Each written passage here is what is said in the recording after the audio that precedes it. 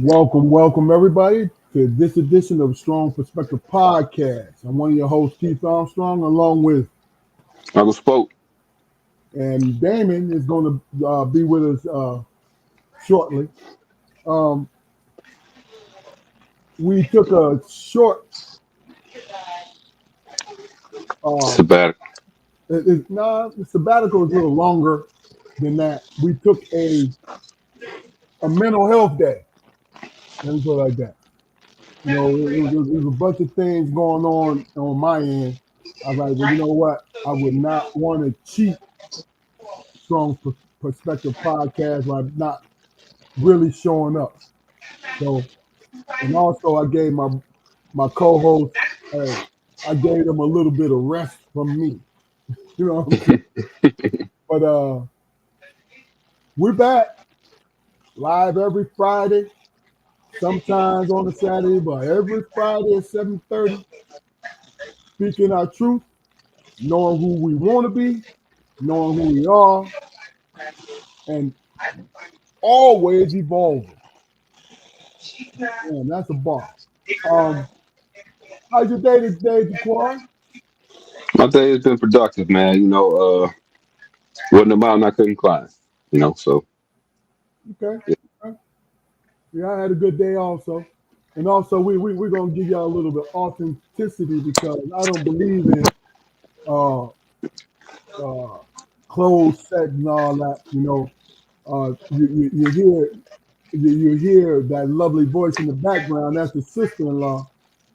So, we're gonna allow that. We're gonna let that roll because that show you that we're about we're about the people. Oh yeah, you can hear my wife Oh yeah, we can. for real? Yeah. Hold on one second. Listen, but I uh I want people to understand what we're trying to do here and what we're trying to. You didn't have to ask her to leave, brother. I told you. We throwing a little sprinkle on this situation, man. Our own I little. didn't, I didn't ask for leave. She upstairs. She upstairs in the bedroom talking. Are you kidding me? Hey man, we're not gonna make this about my wife, motherfucker. What's wrong with you? I didn't know my sister-in-law was that loud. I thought she Mm, was standing in front of me, pointing the finger mm. at Oh niggas, don't worry about what's going on in my house. you. I'm not, man. No. I am not. Uh, But so yeah. So you say, how was your day today, brother?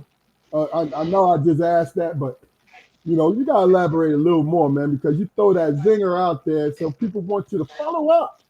Give us a little bit more. Yeah, like I said, it was cool, man. I know I mentioned my job a couple of times on the platform or whatever, but I work with at risk youth, and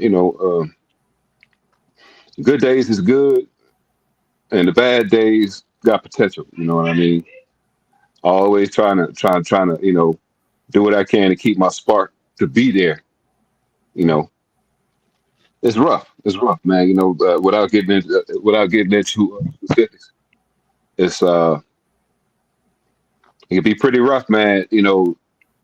To be a witness to what's supposed to be a milestone in a young person's life, and that person ain't gonna never see the world again, you know. Gotcha, gotcha. And what do you tell this young man? That's true. You know, I get it. I get it. but And yeah, yeah. you know what? And that's a good point. Um, my thing is when it comes to like the action last week, so it's been on my mind for a minute. And I my want to say hi. question, No, Yes, I can.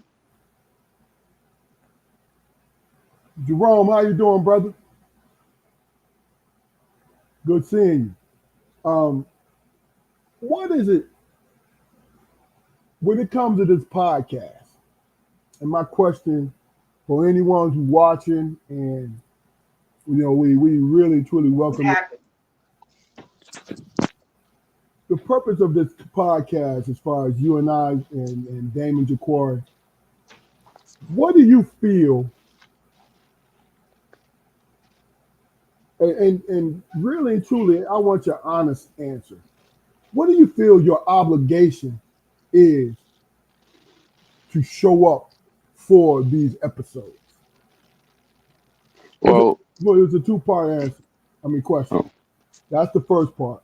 And secondly, do you have pressure in bringing your best thoughtful self to it?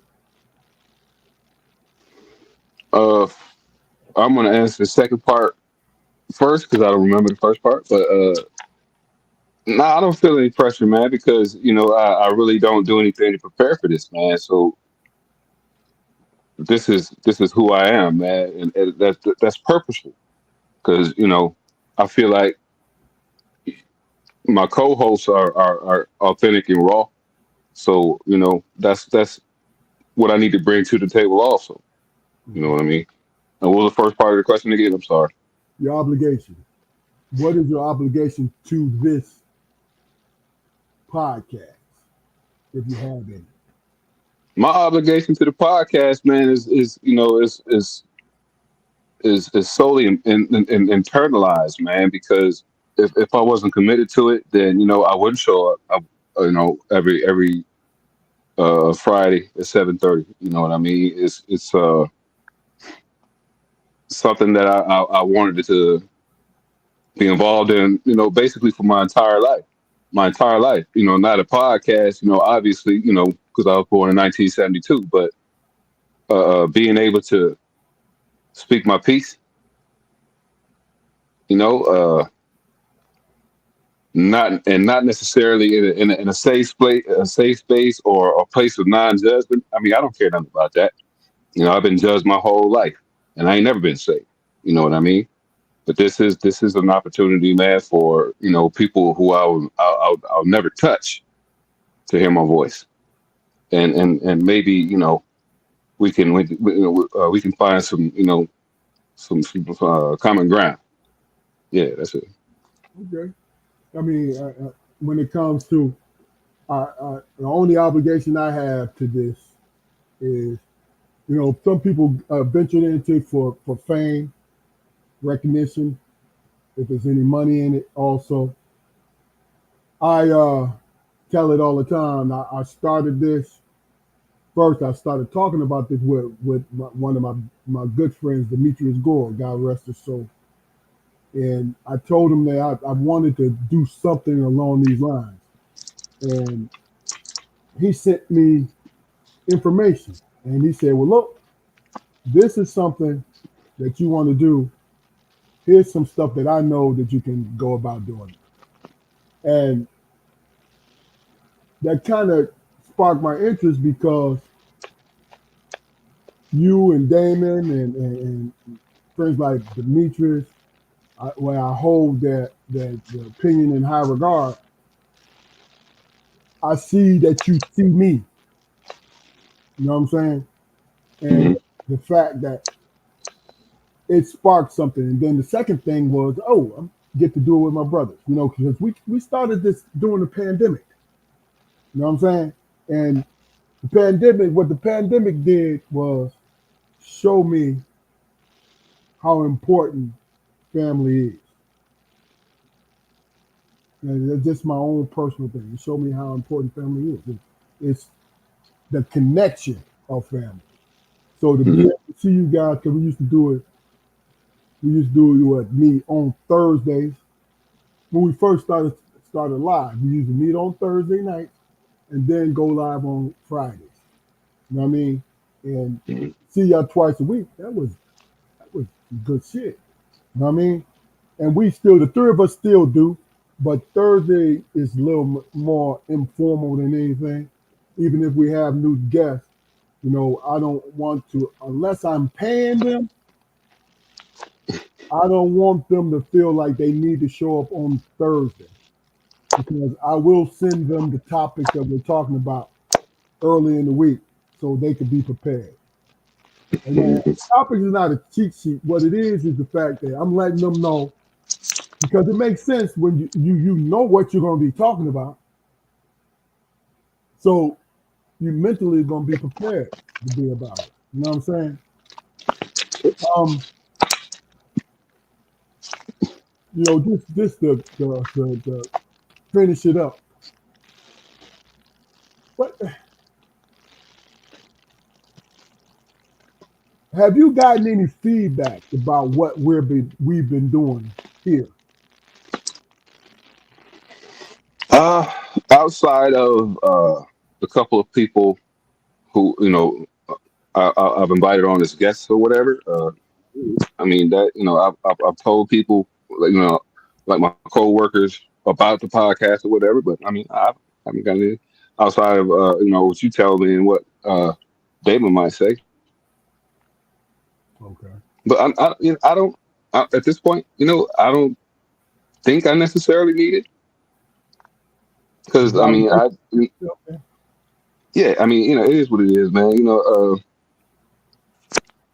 And as a side note, man, somebody told me, man, whenever a person says it is what it is, man, it's a dangerous person. It's a dangerous statement. You know what I mean? Because that they well, I don't know. You can figure it out. No, But yeah, it is yeah. I don't care. I'm not going for anything, man. I could be somebody different.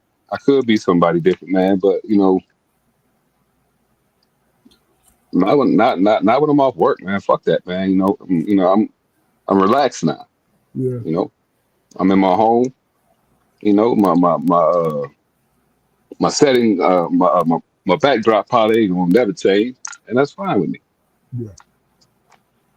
I tell you, I was talking to somebody, and they was really trying to be snarky and sarcastic. And Hmm. they said, "Yeah, I know you do it because it feeds your ego, knowing that people are watching you." And I stopped them. I said, "Whoa, whoa, hold on. First Hmm. and foremost, my ego is gigantic, and it don't need to be fed. It's self-sufficient. Hmm. Meaning, sun feeds my ego. When I feel the sun, when I feel myself watch, fuck it. When I feel the moon, my ego is being fed because I think a lot about myself. Hmm. And the reason why say I think a lot about myself is because the only person who could ever make me feel bad about me is me. I'm going to repeat that back to you. The only person that can make me feel bad about me is me. Meaning, Hmm. whatever's coming on the outside, if I let it affect it, if I let it affect me, if I let it affect me, it's what's going to happen. You know what I'm saying? And that's it. I'm like, ego.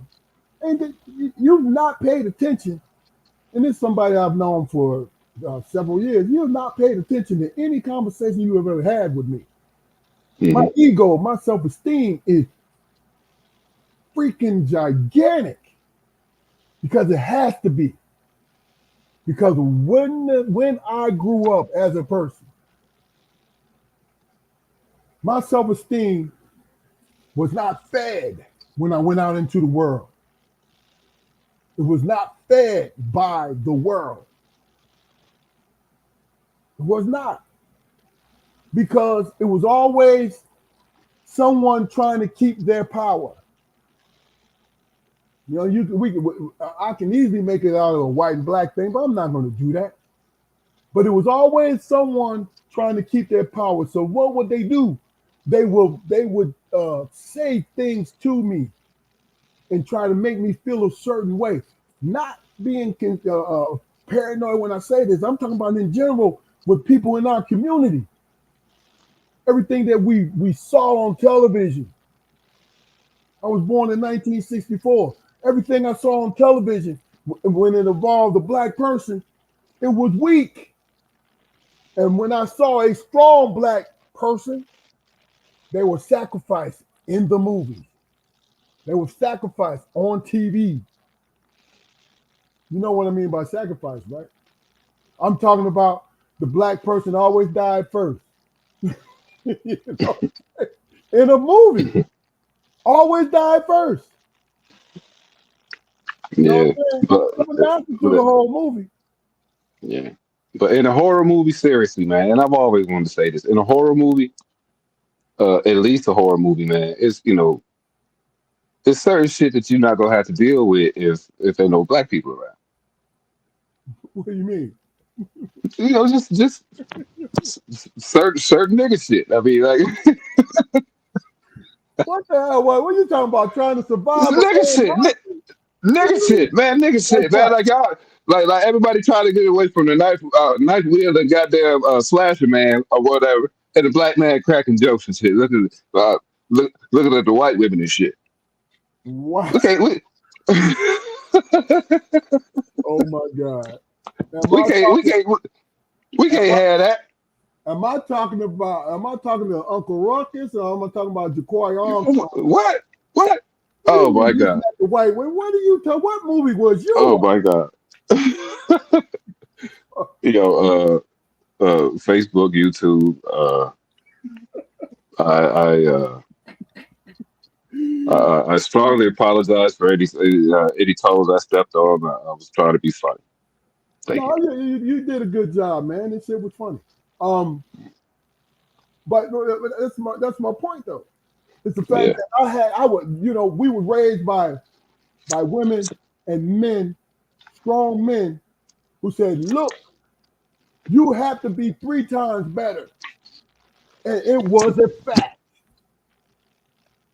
A baby boomer. I'm the last year of a baby boomer. You know what I'm saying? You and Damon, Generation X. And I don't believe in that shit, but my point is, it's as far as a reference of what we, the three of us, saw in news, right? What we read in the movies, our everyday, we had to have a strong constitution. Mhm. You feel me?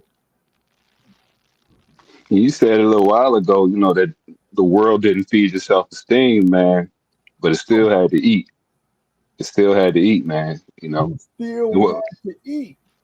Yeah. So what happens to a lion that's held in captivity in a zoo? It's got to be fed. He loses something. Would you say You know, you expecting that fucking he expects him to zoo? be fed. Yeah. You supposed to drag that to me, man, and wipe my lips when you come. Yeah, yeah. Ain't no salt and pepper on this motherfucker. You know what I'm saying? But I mean, like when you grow up hard, bro. I mean, like I said, don't nobody feed you, you gonna starve. So you gotta turn into a hunter. You You have to. have to. You have You to. know. And there's different versions of hunting. There's Yeah. hunting where you're going after things and you're ignoring everything until you achieve your goal. But there's also that version where you go to work and you learn everything about it, even though they're against you because of your color. I'm gonna bring that up, but because people, Damon always call it's tribalism. Of course, you gonna go toward your light skin tone because that's what you're comfortable with. I'm not making excuses for the fuckery, right? But I understand it. But the thing I didn't understand is, and this is my own personal experience, my skin tone, it made it very difficult to find allies in the workplace. So what I decided to do is become a universal ally. Meaning, hey, I come to work every single day. But if I can help it, I'm not going to see you fail. You ain't got to like me. but I'm not gonna see you fail. Not because of being embarrassed. Who gives a that always pissed me off too, bro. I'm jumping around, but that always pissed me off too. Where yo, you making us look bad. What the fuck? No, he making himself look bad. Who gives a fuck? Mhm. When you run into people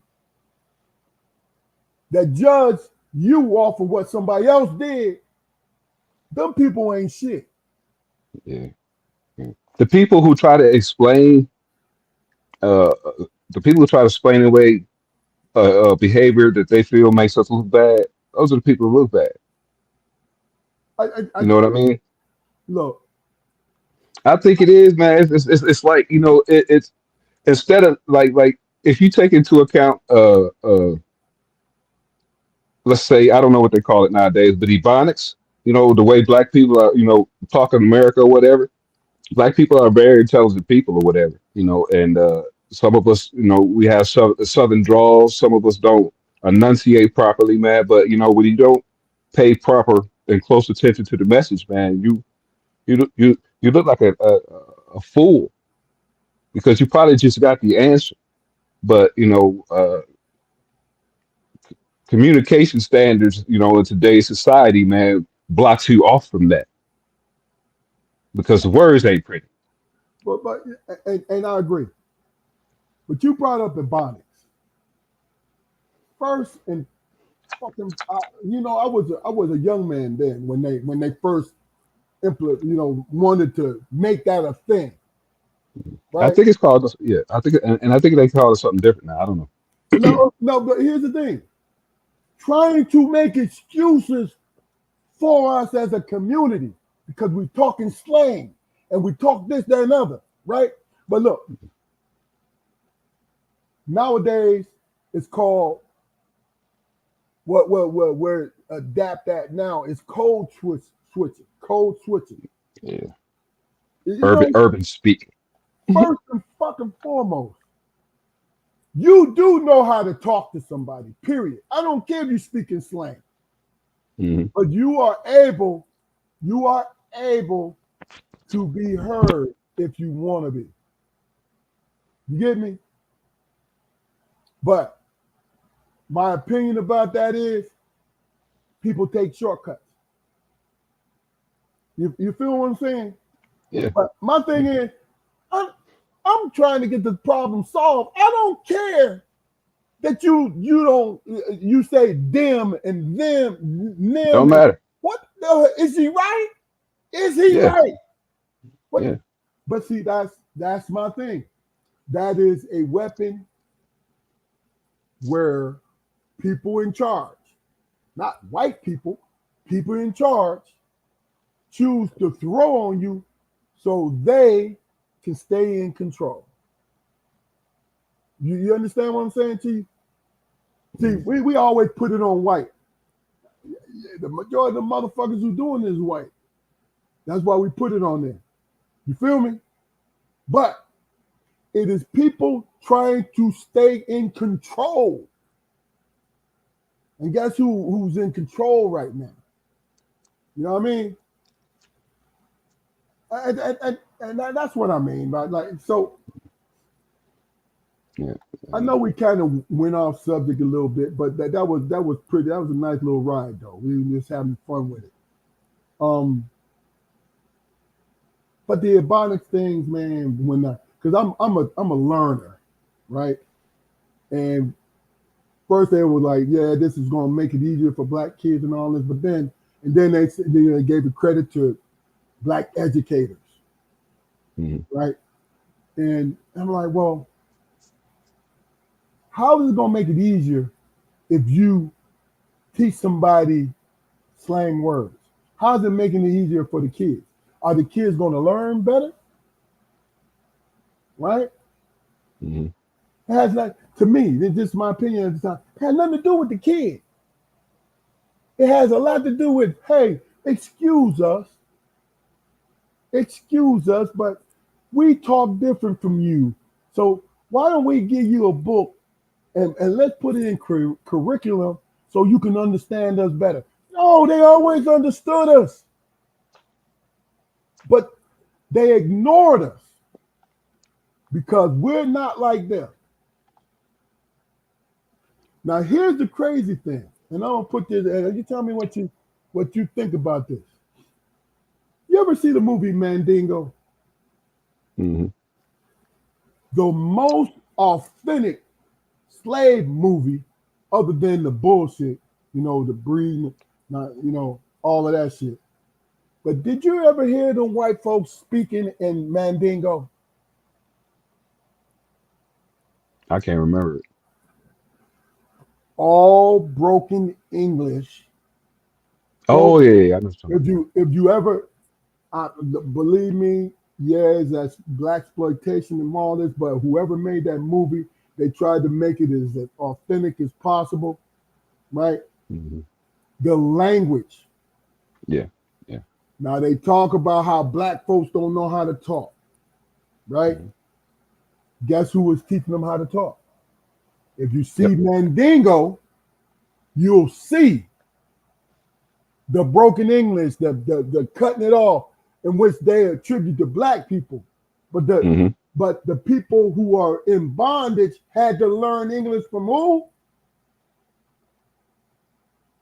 And that's Europeans. just a Yeah, little side note. and it all. Yeah. I mean, when the slaves got here, they spoke whatever language, uh, whatever language of the land it came from. Yeah. So black people being natural mimics or whatever, we use the words of the people who was around us. Yep. Poor English people, who were probably in digital service at the time, right? Yep. So yeah, that's who we got it from. It's not a black thing at all. But they want If to you go, put it if, as a black thing, though, right? yeah, if you yeah, if you go to West Virginia and talk to a white person in the Walmart and close your eyes, you think you're talking to a southern black person Because in some that is cases. that is the regional, the slang, the inflection, it's regional. Period. Yeah. I'm saying, um, let's just do this. This is a good segue, to be honest with you. No, I'm reaching a little bit, but let me ask you this, Jaquari. Is there a difference between being a nice person and being a good person, right? Hmm. And I found a definition to really and truly help that question along. It says a nice person is a yes person, whereas a good person is a person who accepts their responsibility in things and moves forward. So I go back to the question again. Is there a difference between being nice and being good? I mean, In your opinion. in my opinion, you can't have one without the other. In my opinion, you know Okay. what I mean. But uh, in my mind, I'll just say I deal with a lot of other people's shit. You know what I mean. So it's so much shit that I'm willing to take from people. Well, not really willing to. 'Cause don't nobody do nothing to me. You know what I mean? Uh, I be in my own little bubble, man. And when I leave that bubble, it's usually pleasant. You know, and I don't know if it's a stretch, but most of the people I'm around, most of the people I work with will probably say that I'm a nice guy. You know what I mean? And I used to correct people and tell them what I thought was my truth, because I'm not a nice guy. I'm not a nice guy at all. What I am is a person who values peace and comfort in my area, in my immediate area. And I do and say and treat people in a manner, man, that would hopefully achieve that peace. You know what I mean? If Mhm. that's not the case, then that's just what it is. That's just what it is, man. I don't have a lot of a lot of middle ground. That's why I say I'm not a very emotionally intelligent person. I'm not. But I value it. I value I value and respect emotional intelligence. You know, I value and respect people who can regulate themselves, man. 'Cause that's the hardest thing in the world for me to do. You know, and it's something that I struggle with. So yeah, I'm nice. Almost to the point of affable sometimes. But then when I turn the corner, in the past I could be unreasonable. Of course. So finding that middle ground for me is it's a daily task. Now side of that coin, man, being a good person. I mean, Jaquari, what you just did, you described being a good person. A nice person will accept the BS. A good person will accept the BS to the point where they're tired of it. You see Yeah, what I'm saying? yeah, I can see what you're saying. You understand what I'm saying to you. Now, this is not saying one is better than other. Don't get me wrong, guys. It's not that. What I'm saying to you is, where do you see your personality at? Now, you gave you gave us your opinion about it, and me personally, I'm on the lines of I'm a good person, but I don't suffer fools. That's why I'm in that good person category. A nice person will like, hey, you know what? I know he's having a bad day. I know she's having a bad day. Or, she don't know no better. Or she don't know what I'm going through. You know what I'm saying? A nice person will not react, but make sure it goes smoothly. A good person wants it to go smoothly and will do whatever they can, but they get to that point like, yo, what the fuck, man? You know what I'm saying? Yeah, yeah. I mean, look, man. I don't want to burn the bridge, but I carry matches, bro. Fuck it, Yeah, yeah. I yeah, I can only go so far, man. And for me, man, it with age came a I want to say major mindset switch to me, man, because there's nothing wrong with being nice.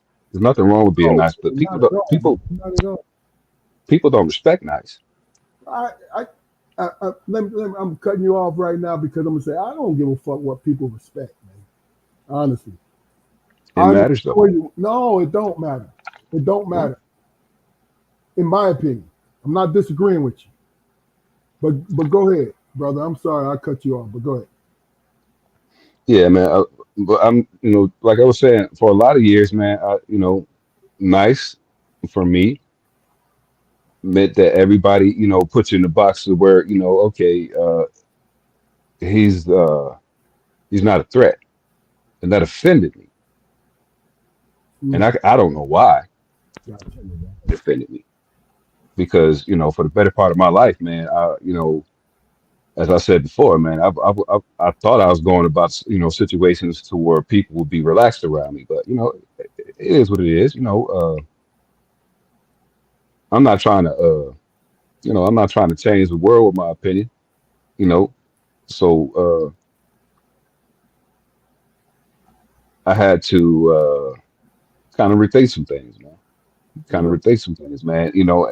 And I remember some people in my past, who I might have shared some very some very familiar traits with, but I didn't necessarily look at those people, with respect because they were nice.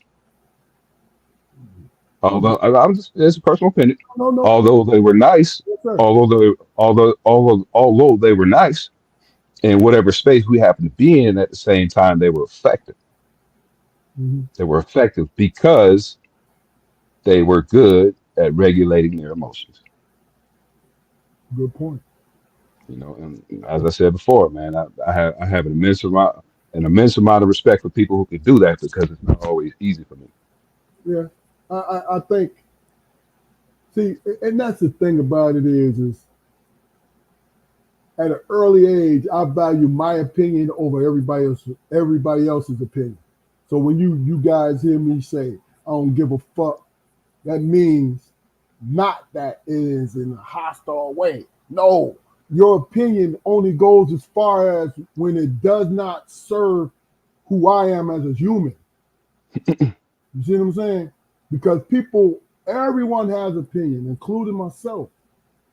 But that's your own personal stuff. You know what I'm saying? It's like it's amazing, first of all, because we go through our everyday life for the most part by ourselves. We might have our loving mate. We might have our loving children. But really and truly, you go through your shit by yourself. Yes, sir. So when it comes down to what somebody else is just me, when it comes down to what somebody else thinks about me, if it doesn't serve my overall well-being, I gotta say I don't give a fuck. It might sting a little bit when I say I don't give a fuck because I might really admire that person. Hmm. But when you put me in that position where you have not heard me out and you have not really and truly tried to understand. You don't have to understand me. You put up an effort to understand me. I gotta say I don't give a fuck. Hmm. Look, you my man, you my girl. You know what I'm saying? But yo, Yeah, you know I what I'm mean, saying? That is what it is. And see, most people who know me, like you and Damon and some other people, they know that I am a hardliner when it comes to shit. But when I go out into the world, I walk in compromise. mhm. I walk in compromise. You know what I mean? Because it, it's it makes things go smoother. But when it's time to be that roadblock, that's when I also stand firm in that roadblock because it suits me as a person. Because as a person, I deserve just as much as everyone else. You deserve, Jaquari, just as much as anyone else. Anyone that watches this and Damon deserve just as much as anyone else. But when you try to take, if I try to take from you because I'm in a selfish moment, I'm in the wrong. I mean, like you and I and Damon and our many guests, we get in here and we talk about us. We talk about ourselves, right? Of course, we can get on along those lines of solving problems, give you our opinion about solving problems. But what we do is we promote self awareness and communication. But isn't it funny, Jaquari, that either falls on deaf ears or people just can't comprehend the two things that I just said. Or maybe it's just too much. I don't give a fuck in the world, Keith. Yeah, look, look, but bro, that's the funny thing about it is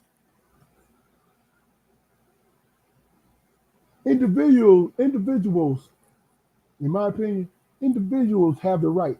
to say they don't give a fuck. Yeah, everybody got the right to. Yeah. Yeah.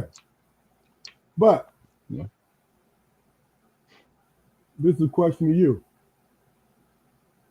Do they have a right to complain after they say they don't give a fuck?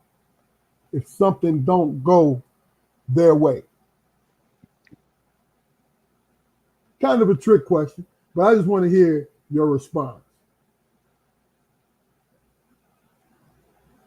Well,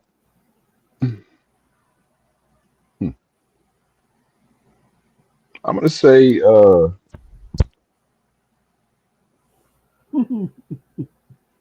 damn,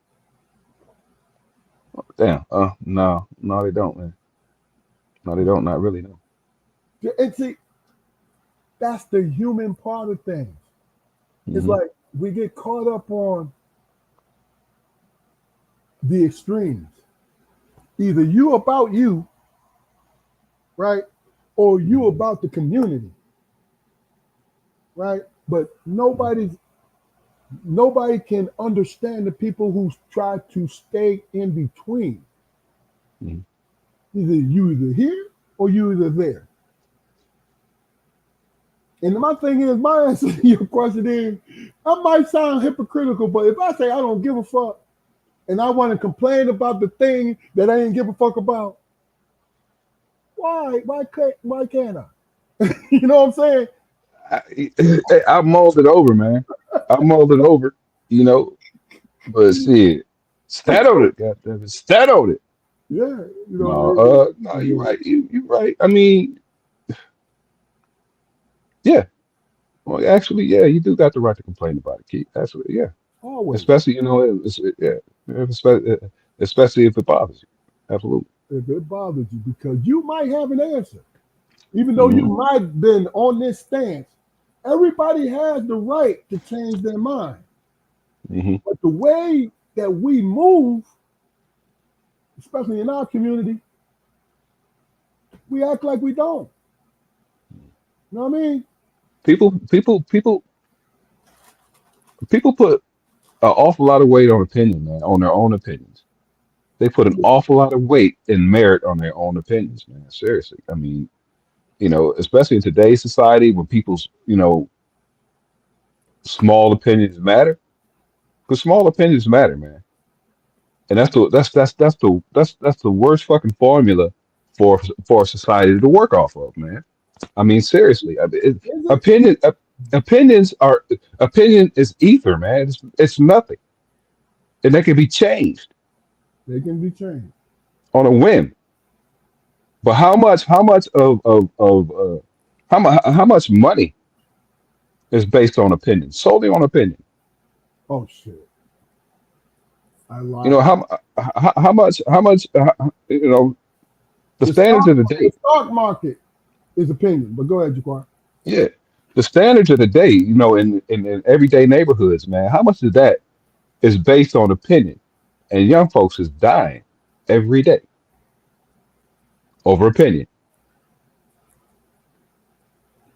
And How then how they think and people would see them. huh? How they think people see them. Yeah, yeah, yeah. And more than likely, things that they're doing to be seen in a certain light is a trend, and Yeah. it's going to change. That's why I say opinion is ether, man. You know, there's some very good opinions, man, and there's some awfully bad opinions. Yeah. And they well, I don't want to say that. I was about to say they shouldn't all be heard, but No, no. I'm not I'm not a, Everybody should I'm be not heard. a I'm, yeah, But I'm not a Republican, so yeah. listen. All right. Let me just say this. Everybody should be heard. But as soon as I smell the BS, I'm gone. Mm, You know what I'm saying? See, I don't have a problem with you expressing to me how you feel. But guess what? I'm going to tell you how I feel, and I'm going to reinforce why I feel it. Don't just throw shit out there because your ass is in a bunch about some dumb shit. mm, Excuse my language. but you upset about something. So it was the wrong time to ask. You know what I mean? Like, say, let's just simplify it. Mean drunks. The majority of the time, mean drunks are what when they're sober, Jacquard, in your opinion? Nice people. The Good nicest people. fucking people you ever met in your life, right? Yeah. But when they're mean drunks, they, for some reason, I don't know why, whatever, for some reason, they want to verbally hurt someone Hmm. or physically hurt someone. And really and truly, they can't really articulate why they're that way. And I bring that point up to say that everyone has the opportunity to change their mind. But if you got something to say to me, and let me put it like this. I used to get into some working law enforcement. You run into, and I'm in the South, run into some hickory boys. Got their own opinion about pecking order as far as race is concerned. Right? In many years, I've had conversation with them when they wanted to be clever, when they wanted to stereotype stuff that they heard, no proof about it, but stuff that they heard. Hmm. But since you were one of the good ones, Armstrong, what do you think? Until you hear me speak and you become afraid of the actual knowledge that I have about you and me. Hmm. Because you hateful people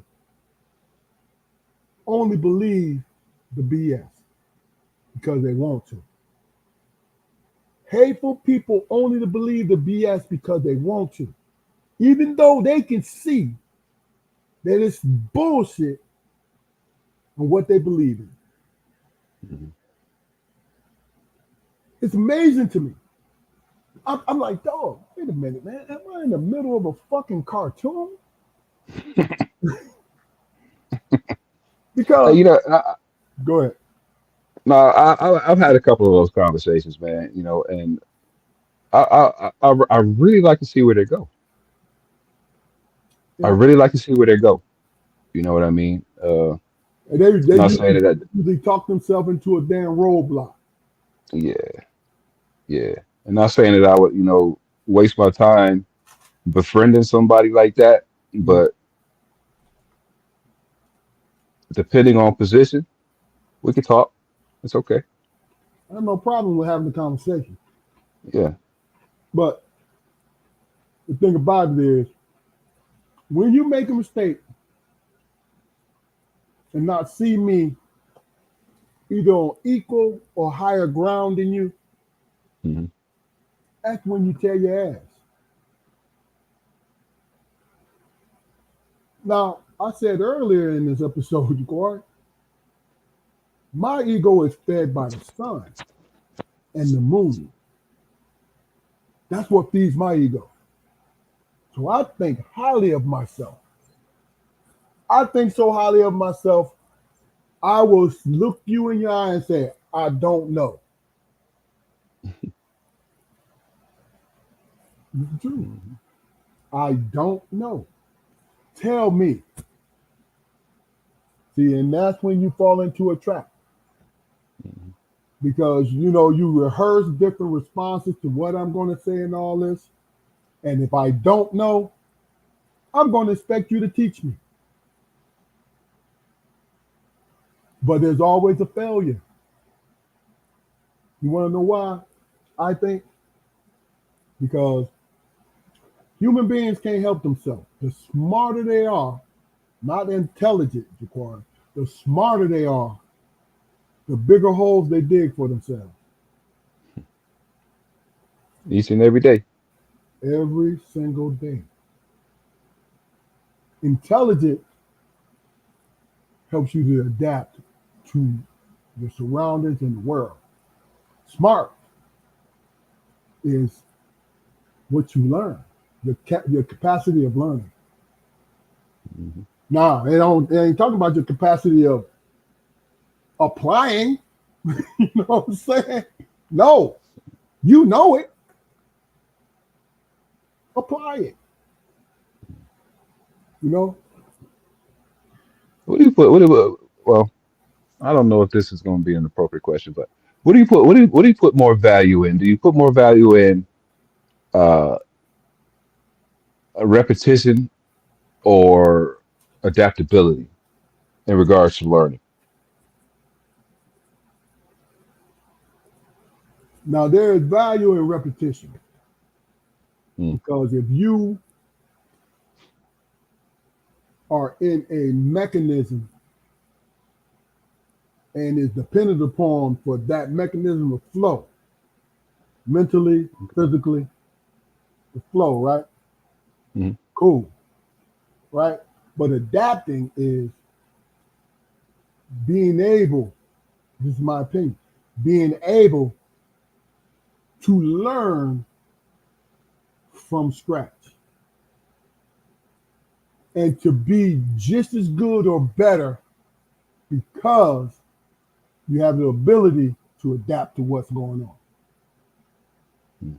So they have different values in my eyes. You know what I mean? Like, Mhm. depending on the situation. Yeah, repetition. Repetition provides stability and structure It does. and a cushion and a cushion up to up to a point. But adaptability, man. I mean, it's adapt when you go into a situation and you know you're going to have to adapt. Failure is neck and neck with success. Yep. You understand that you're going to fail. In some cases you're going to fail bad, but without those failures to learn from, you might as well, find yourself a nice, cushy system to work in. Yeah. People who adapt, eat, they eat, Yeah. I mean, you think about if they do it right. adapting has a lot to do with when you fall, how long you lay there. Mhm. It's not how long you lay there. And when you stand up, what the fuck is your plan? Do you Yeah. plan to fall again? Maybe, but I know how to get up. You feel what I'm saying? Mhm. Where, just repetition, it's like, yo, if two things is out of place and you in your mindset, you're used to, okay, I can deal with one thing, but Mhm. two, three, now we got to completely stop and I got to find it. Mhm. That's a little bit of adaptability. But the point is, the mechanism stops. It stops without a plan. Yeah. Adaptability, Yes. you always have a plan B. Mhm.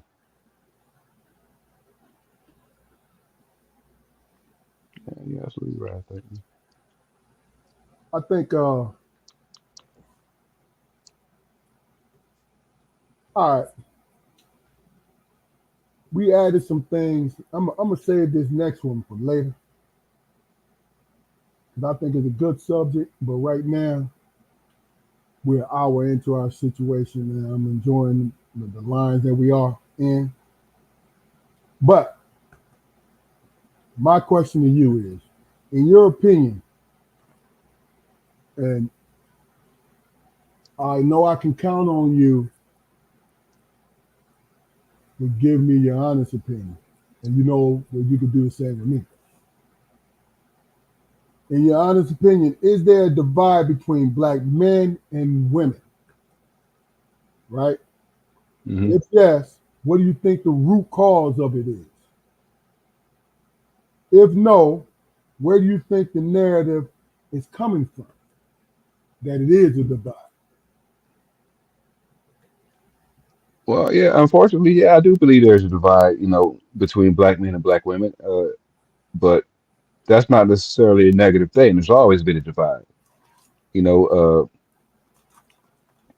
there's, you know, well, for me, I said it before on this, on on a different podcast. For me, I feel like, in some senses, in some senses, black women, are like in a period of evolution that black men, ain't ready for. They're evolving. Black women are evolving. They've been evolving for the last 20 years. Hell, probably even longer than that. You know, uh, Independent black women, strong black women. Those didn't used to be negative things, but they're negative titles now for some reason. You know, uh, you can't be a person as a man. You can't be a person, man, who you know has got your own suitcase load full of bullshit, man, and not expect somebody you trying to deal with to have a have just as big a suit, just as big of a load than you had. Everybody, like you said it earlier, man. Everybody got their issues, man. Everybody's got their issues, Everybody's got their standards. Everybody got shit that they're willing to deal with and willing to accept. It's not that person's fault because they're not willing to accept it from you. I've been in relationships where, in my mind, I'm thinking like, damn, you accept that shit from another person, but you can't accept it from me. So what is it about me that makes you want to categorize me like that? Mm. And I always, you know, felt like it was a negative thing. But uh, if I wasn't enough of a, if I wasn't aggressive enough, if I wasn't this enough, or if I wasn't that enough, that wasn't my problem.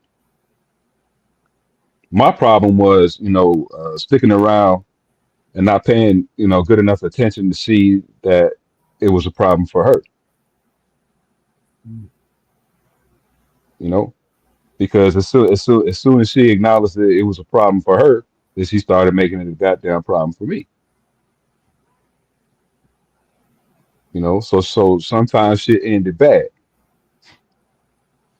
you know, but it is what it was. It is what it is. You know what? I will say that it's a compound answer. If you relied on podcasts, uh, romance novels, black romance novels, um, BET Plus shows, if you relied on those things, then there is a divide.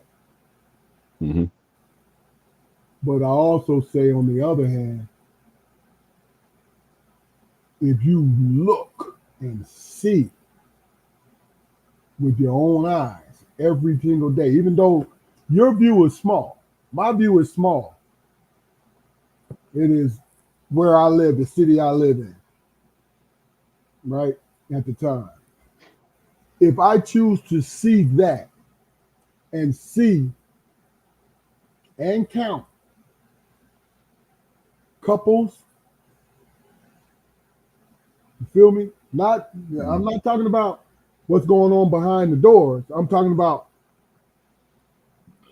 the link ups, the people who are together. You feel me? Who are Hmm. together, then I'd say it's not one. You feel me? And really and true to reinforce it is why, and I'm not picking on BT, don't get me wrong, because it's entertainment. They want people to watch. So what do? They go to the extreme, right? They want to create controversy. What's my man name? The big 6'5" uh, cross-dressing dude. What's his name? Tyler Perry, right? Tyler Perry is a man, but he has no idea what a man truly is. You can tell by his characters. They are always flawed. Now, he may be just entertaining women with his stuff. This might be his spill. I'm just giving you an example. This might be his spill, right? When it comes to music, how we got Megan Thee Stallion, which I don't understand why she calls herself a stallion. The stallion is a male horse, but it is what it is. Megan Thee Stallion, sexy Megan the Mayor, Megan the Mayor don't sound good. No, that do sound good. If you pay Megan the Mayor, Megan the Mayor. Yeah, okay. but it is what it is. That's just me. My opinion is not. It's just mine. Cardi B. I'm talking about our music, what we're hearing. The women are, and I'm not being approved when I say this, I'm just pointing it out. The women are independent and hypersexualized, like the men are, right? But I mean, they have an audience because when haven't they been? When haven't women ever been hypersexualized? Come on, bro. They always have been. And I'm not being chauvinistic. I'm not being chauvinistic, man. I'm just saying that like now. Been conservative though. That's what I mean by hypersexualized. Like so you're equating you're equating conservative with public image? That's what music is. That's what the industry is. Public image. No, I'm outside of the music industry. I'm talking about our community. Period. Now we can get to that. I brought those folks up because that was our music. Our music is that way. Mm-hmm. Remember, I divided it, did BET and all this, and then I said every day what we see. Yeah. We don't see that on the left. We don't see. I take that back because I don't want these motherfuckers thinking some political shit. But on this side, we see the entertainment thing, right? Mm-hmm. Hypersexualized men. Oh, look at my chain and look at me and blah, blah, blah. No, fucking clown ass shit. It's clown because all they do is rap about what they got, right? Mm-hmm. But they're not rapping about the dream to what they had, how to dream to get there, now, you know what I mean? Like, look at me instead of, damn, look at me and where I came from. Mm-hmm. Now, this is not critiquing the music. What it's saying is, this is what we're singing here, right? And then what we see every day. What we see every day. If a woman walk in the gas station, right, with some workout shit, mm-hmm. right? Booty bouncing, breast jiggling, all that, right? And a guy say something out of the way. It's not a video, is it? She gonna look at him like, man, what the fuck? Blah, blah, blah. She got a purse, she going in a purse, whatever. She's offended. But the video is like, yo, you got a chance with me in this video. You feel what I'm saying? That's all. Yeah. That's all I'm saying. The real life and the fanciful life, Yeah. And just to clarify, man, I wasn't trying to earlier, my statement earlier, man, I wasn't trying to paint black women in a certain light that I think they're, overly, sexualized or anything like that, because of who they are. No, that's not what I was saying. What I was saying was it's always been there. It's always been there. No You doubt, know, no doubt, but not as much. that It's a no, daily it's always been there. They the but in the past, there's been shame attached to it.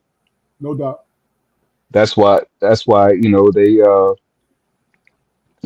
that's why artists like Megan Thee Stallion and Sexy Red are popular now because they say what Uncle Luke was saying back in the '90s. It's an evolutionary thing, man. I mean, is uh is this bravado coming from female entertainers, the sexual bravado coming from female entertainers a new thing? No, No, it's sex sells. It's always sold. always. It's always sold. In every community, Look, in every community, man. porno has gotten so popular it became free. That's how much money it makes. Yeah, yeah, yeah, yeah. That's how much money it You generates. But go ahead. yeah.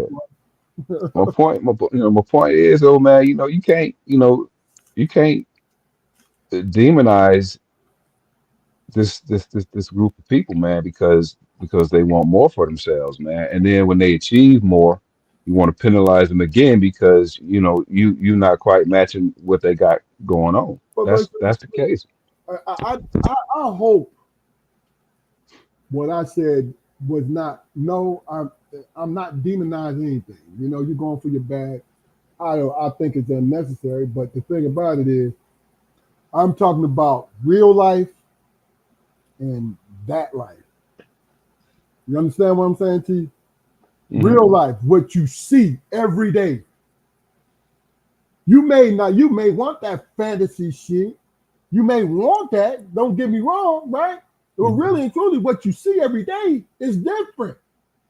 It is different. But at what point in your life, Keith, has art never imitated life? As far as the way I dress, As far as society as far as society goes, period. but here's one of the things, and this is where I'm stuck on, and just to let you know how I see it, the art form, everything is made easy, right? Where you go up in the club, right? You go up in the club, or you go on a vacation with your dream girl. You know what I'm saying? Y'all waking up eating breakfast, eating ostrich eggs and scrambled ostrich eggs and shit, and you on that, right? Mm. But real life is like, yo, you could do this, but that's gonna cost you $5,000. Do you have $5,000? The reality of it. You see what I'm Mhm. saying? Yeah. That's what I'm really speaking on more than anything, because that's where we're stuck at, in my opinion. Where we're stuck at. We're stuck on that fantasy shit that's been made to look easy. Just like, fight scenes in a movie. Now, I'm not just this is an example. This is not to my point. This is an example. Mhm.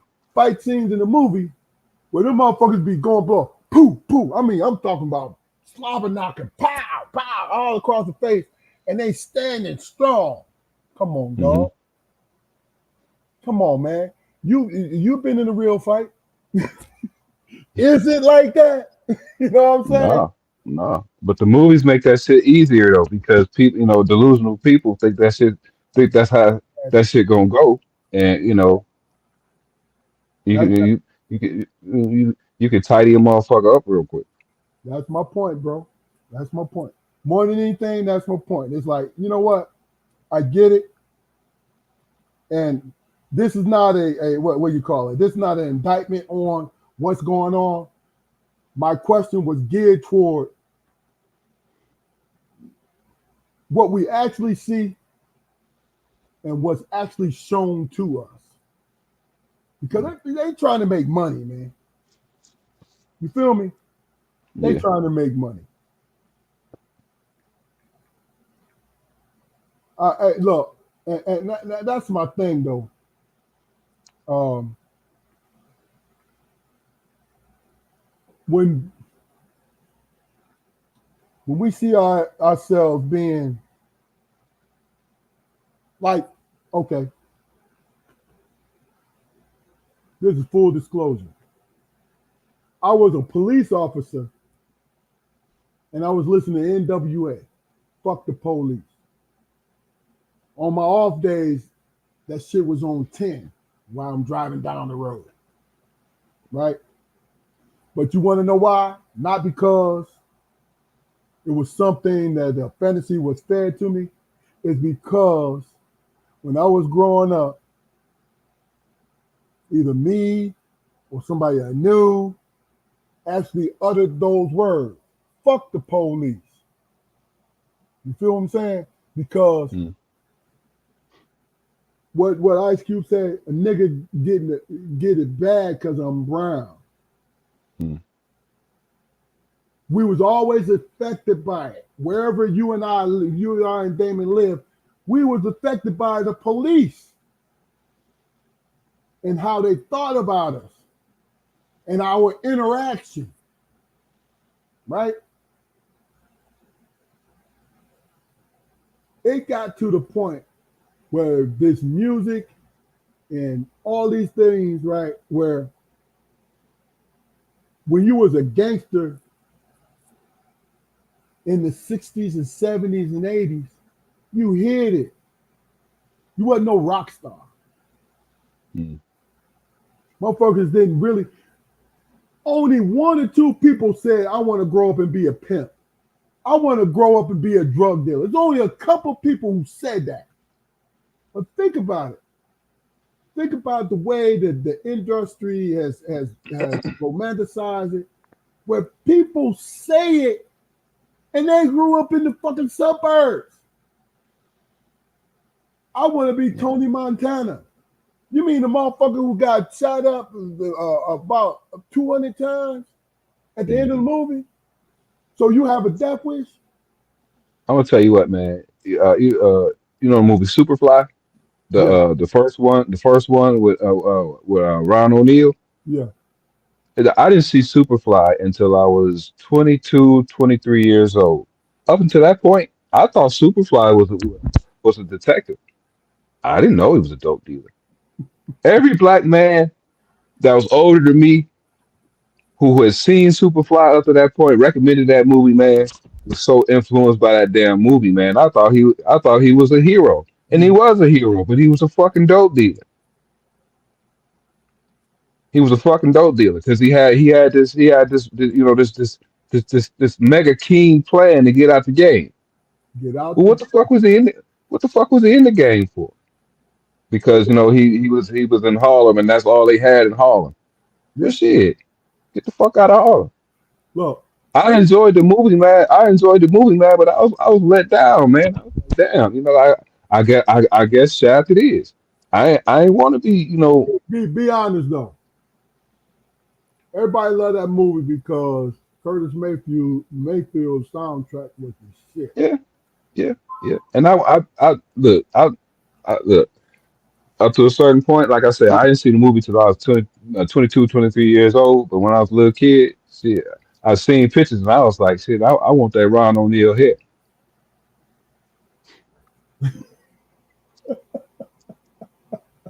I ain't give a fuck that it was thin, and I ain't know nothing about that. It was long. That's all I want. Like, Bro, you look at Superfly. Bro, what good? We would. I mean, Come on, man. I get it, man. I get it. Okay. I mean, but black people historically, black people have always found a way to be entertained by their trauma. Always. And okay, I accept that. But the key word was entertained by what? Your trauma. Entertain is the key word. It's entertainment. You understand what I'm saying to you? Yeah. Like, okay, welcome back, Charleston Blue. Right? What was What's Fred Williamson's joint? Hammer. I don't know. No. Hell Up in Harlem. Hell of a Harlem, Little Caesar, and all them shit. Yeah, Little Caesar. Bro, they were on Black track. Black Caesar. Black Caesar. Oh my God. He said Little What have I Caesar. what have I done? Look, a double. You got a double pizza. No, but Hmm. all tragic tales, bro. Tragic tales. Tragic tales about tragic tales. Hear me out. Tragic tales about a person, man, who got tired of shit.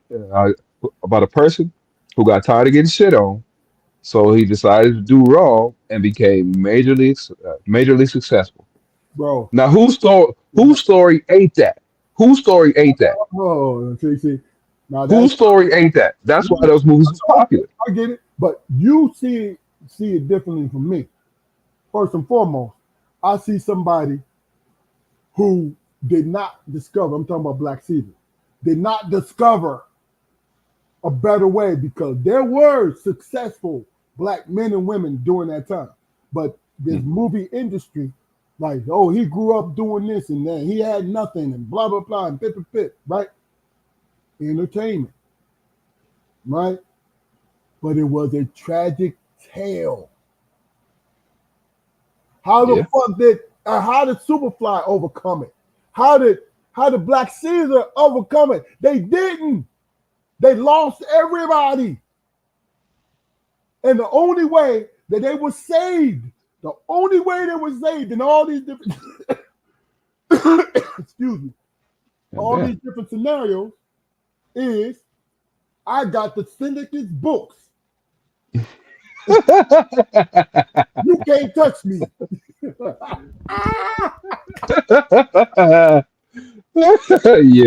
Yeah.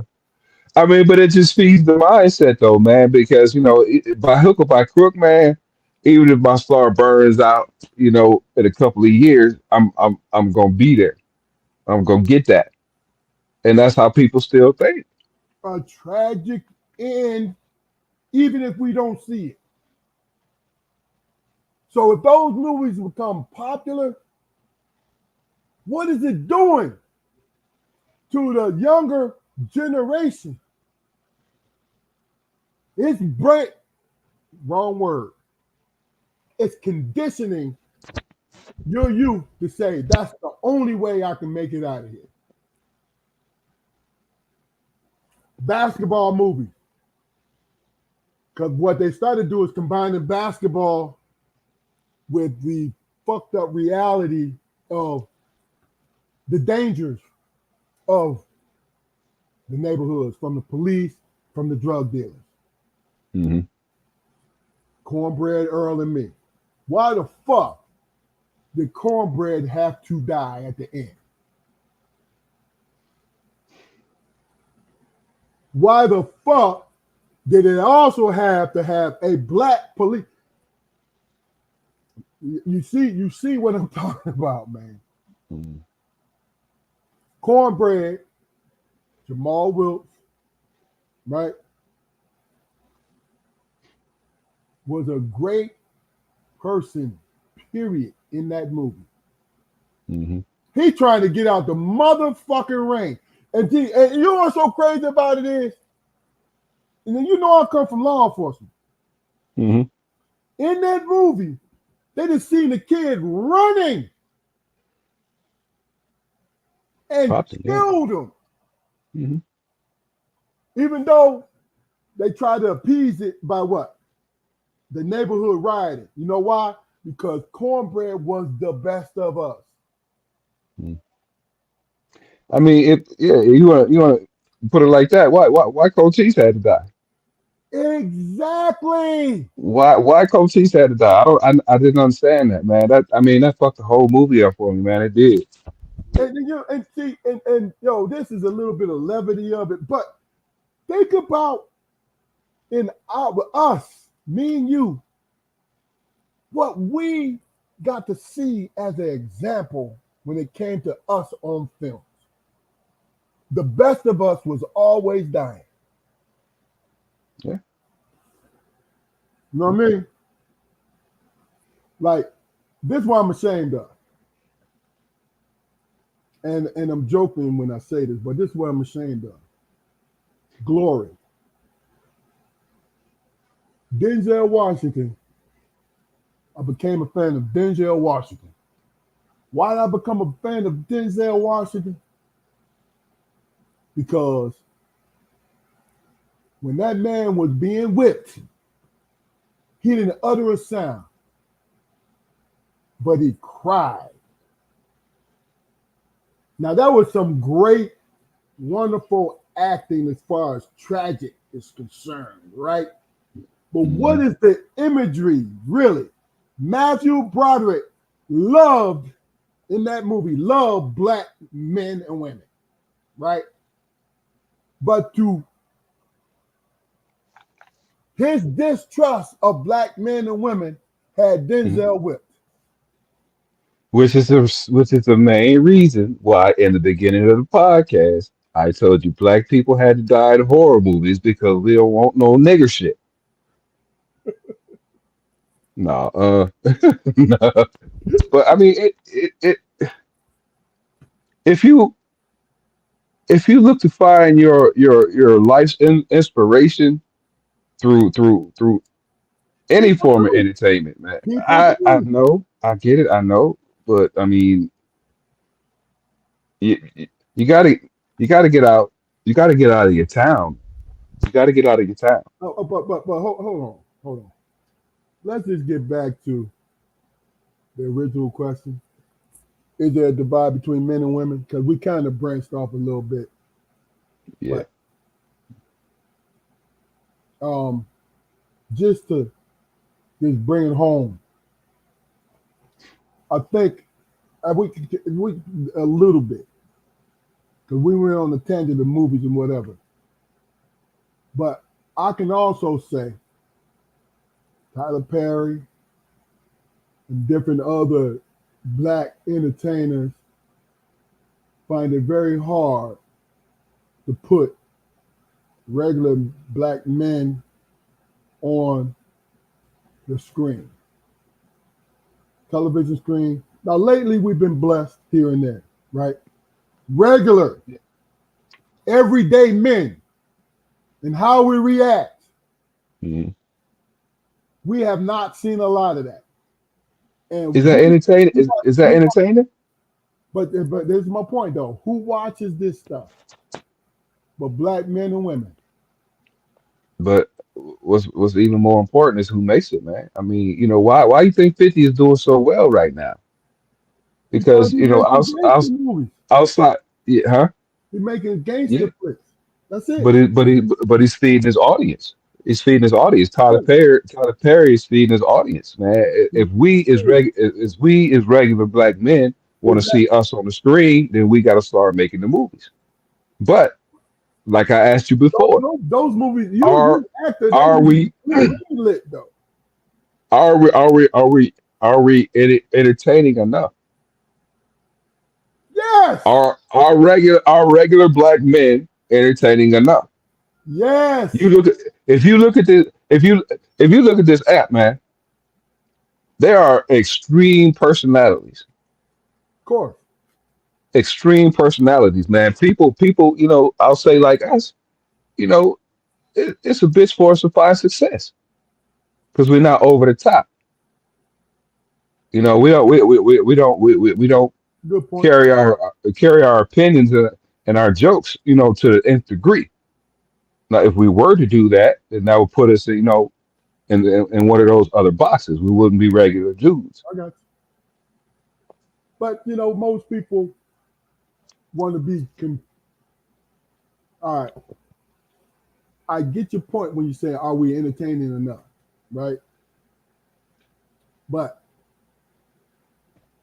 entertainment has a lot to do with being made to feel better about your current situation, escaping your current situation, or having when it comes to comedy, having a broad sense of humor, period. Mm. Right?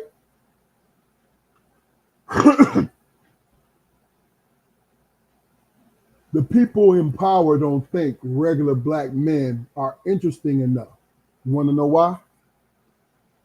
Because they never took the time to explore regular black men.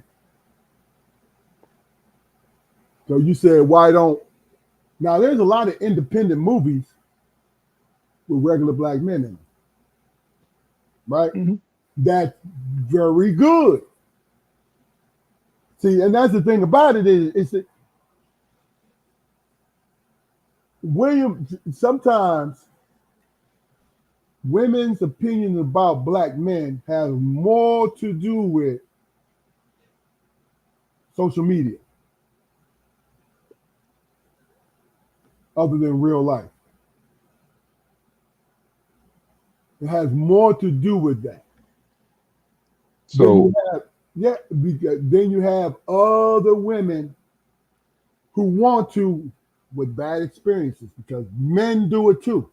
When they have bad experiences with that person that they were with, social media. so so so Go ahead. so is it social media? So is it social media, or is it personal experience? I think it's an exaggerated my personal opinion is exaggerated experiences that people gravitate towards. Because how many times have you been surfing through social media, right? Then you run into something that's not exactly your cup of tea, but it is you see it, you've seen it before, and you stop. Let me look at it. You see what I'm saying? Mm-hmm. You look for things that's more like you than not like you. Mm-hmm. When it comes to entertainment, when it comes to self-help, when it comes to guruism, when it comes to religion, you look for the things through social media that you have more in common with, right? Mm-hmm. So, that being said, hurt men and hurt women look for hurt men and hurt women on social media. Mm-hmm. And that's what fuels it, because it eats. It starts from the small point and it eats, and then it comes back out and it eats itself again. And it's a circle. Then all of a sudden, people don't want to be outside that popularity. Yo, man, did you see blah, blah, blah? Oh, shit, let me click on this. Mm-hmm. You see what I'm saying? But the hurt part about it is people only take part of what pain is being expressed. They only take part of this. Now all of a sudden, you hear this shit where black men and black women are not getting along. I think it's bullshit. Mm-hmm. Some black women and some black women and some black men are not getting along, right? But they're not the majority. That's what I believe. Whether they're getting along or not, man, I mean that that suffering creates community, and that's what they say. Yeah, yeah. Perfect example, Kevin Samuels. God bless, rest his soul. Right? Mm-hmm. I say God rest his soul because Kevin Samuels was not a fake guy in this sense. He became popular when he was dogging out these entitled women, right? Mm-hmm. In Atlanta. But if you actually research this guy, he did it to men and it didn't blow up like it did it with women.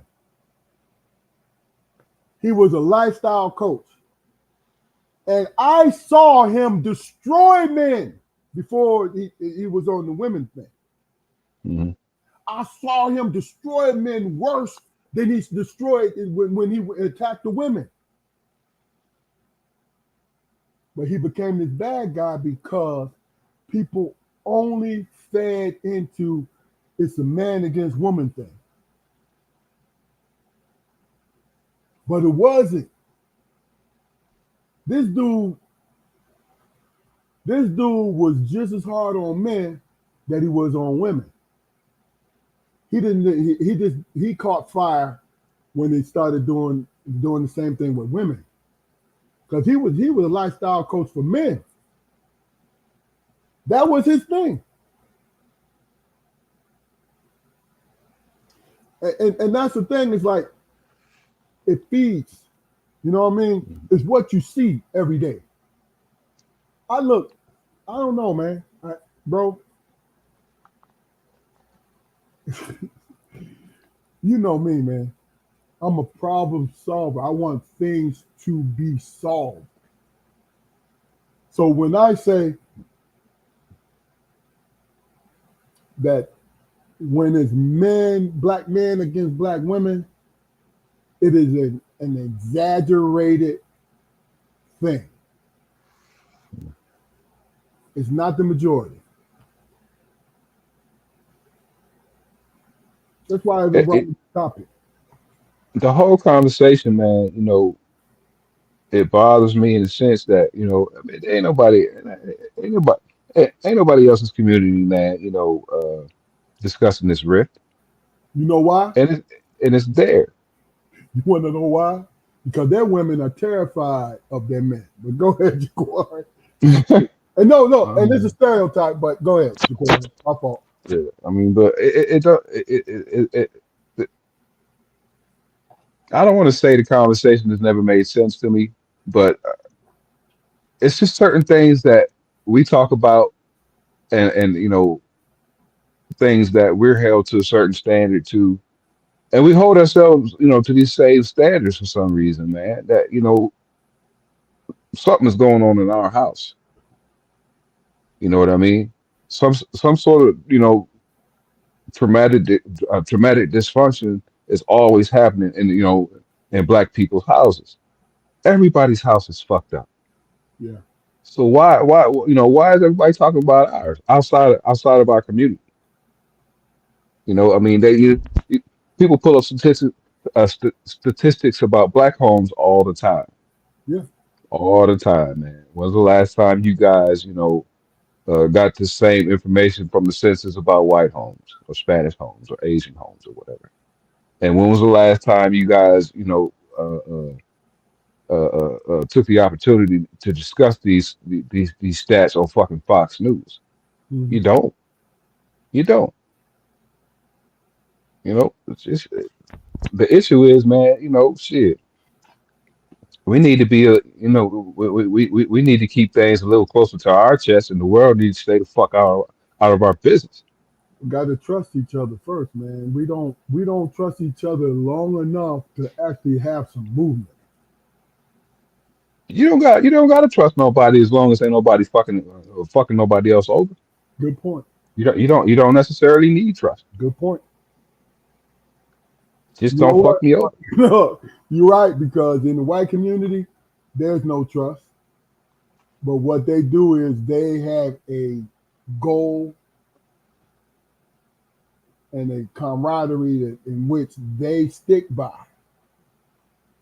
You know what I'm saying? And it's Mhm. my opinion. I think when you grow up, especially in the South, you grow up right beside a black family, and you guys are either lower middle class or poor.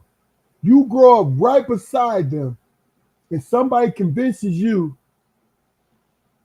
especially when that family has helped you, right? Mhm. When somebody convinces you because of your color that you're better, or convinces you to hate them because of their color, how strong is your mind, man?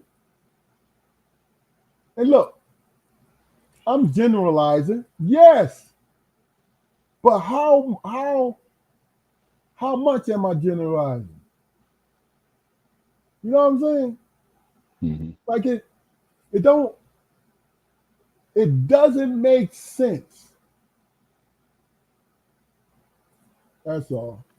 Everybody's always needed a boogeyman, though. I And mean, white people, yeah, white people got us and we got them. I mean, and you know, but do we got them? circumstances be that, huh? Do we got them? Because we It's want hard to say sometimes, man. It's hard to say. I mean, I can't sit here, as a rational adult and say that, well, half of the issues in our community, is still their fault. You know, blah, blah. do certain. I mean, let me finish. Do certain conditions that exist? Yeah, yeah. But I mean,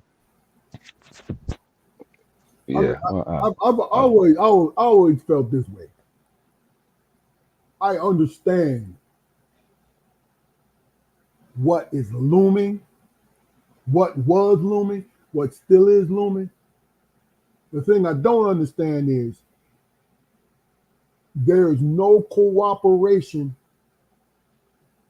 to build a foundation for us. You understand what I'm saying to you? know. Mhm. I'll give you an example. Whatever your political affiliation is and your loyalties lie, why does Donald Trump have a chance to win a second presidency? Why? Now you can talk about his sheer stupidity, and folks, if you are Donald Trump, you cannot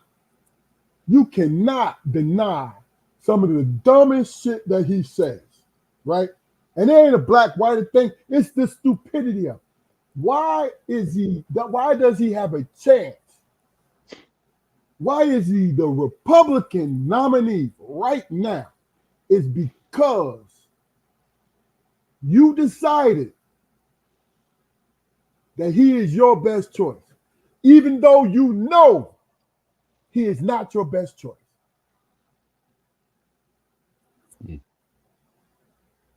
This is the example I'm giving you. How they come, this is, look, they ain't just white people, like-minded people come together and choose this man because of his,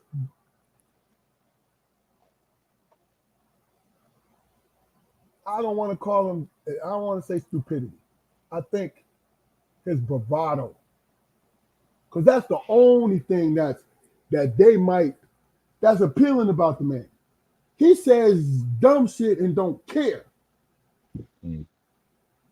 Now, this is not a black white thing. This is motherfucking logic. Like, yo, this man said when he was the president for 4 years, he said dumb shit and didn't care.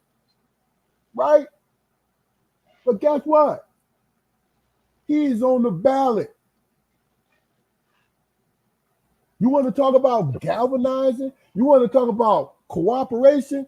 We see it. Yeah. And there's no logic behind it. You know what I mean? That's all. There ain't no political, that wasn't no political statement. And it's common sense. Like, oh, wait a minute, man. Help me. You know what I'm saying? Mhm. So, well, Jaquar, you were working, man. And you have rode this ride with me for an hour and 40 minutes. And it has been a joy. Yeah, it's a good show, bro. It was a good show. I thank you for all your comments and everything. And I was comfortable enough to give my opinion. You was comfortable enough to give your opinion. That's what's up. Mhm. I want to thank Robert Michener, people in the Raleigh area. Robert Michener is a great human being, retired sheriff deputy. He has his Children Foundation. Great guy. You know what I mean? Jerome Hall, Battle of the Badges. Go back and watch that episode when we had Jerome on. Battle of the Yeah. Badgers, great guy from B-More. Great human being. Continue on. I see somebody, now this got to be somebody we know, but you got your tag up there on YouTube. Say, what up, brothers? So, what is it? Fat 66? What is it?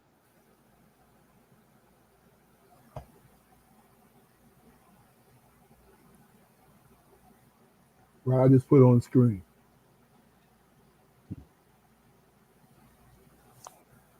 So that's a great point. Yeah. No, who is this? Oh, I don't know. No, I'm asking them. Put your name up. Tell us who you are so we can give you your credit. That's a great saying though. The same thing to make you laugh will make you cry. Hmm. Laugh now, cry later. Yes, sir. Yes, indeed. But this is a strong perspective podcast. I didn't say it earlier. I should have said it, but I'm gonna keep doing it. Go ahead and go to our YouTube channel, like, share, and subscribe. We here every Friday at 7:30. Some days on Saturday, but hook or crook, this is our consistent day. You know what I mean? My brothers and the different guests that we have, they give up that day for us. You know what I mean? Because Friday, man, that's the end of the week. I'm retired, so every day is my Friday. So I appreciate you, Jaquar. I appreciate Damon. You know what I mean? And our many guests. Let's keep going. Let's keep it going. Let's keep it going. And we'll see y'all next week. You know what I mean? Make sure y'all get with me. If you want to come on to come on for the episode, come through, hit me up. I'm gonna make sure you get on because what we do, we promote conversation, we promote conversation, we promote communication, we promote listening, and we like to interact. We like to interact, guys. This is what we do. You know what I'm saying? If we blow up one day, that's what we do. If we don't, it's what we do. You know what I'm saying? It is what it is. But this is always going to be a platform where folks can speak their mind and really and truly talk about it. Now, if you get on here and you say some out of the way shit, do us a favor. Back it up. You know what I'm saying? We don't believe in you just saying some shit and then you don't reinforce it because it don't make sense. All you're doing is trying to be heard and get attention. Well, get attention the right way. All right. Well, my brother, like I said, it's always a pleasure. Damon, we'll see you next week, brother. Any last words, Jaquar? Hey man, it's been a wonderful show, man. I appreciate your time and your patience and everything. And hey man, if Wars B has been your favorite tune, man, do what you can to change the song. That's real. Live life. That's real. My last words is see you next week. The Strong Perspective Podcast. Go to YouTube channel, like, share, and subscribe. Build our numbers so we can reach other people. You guys have a great weekend.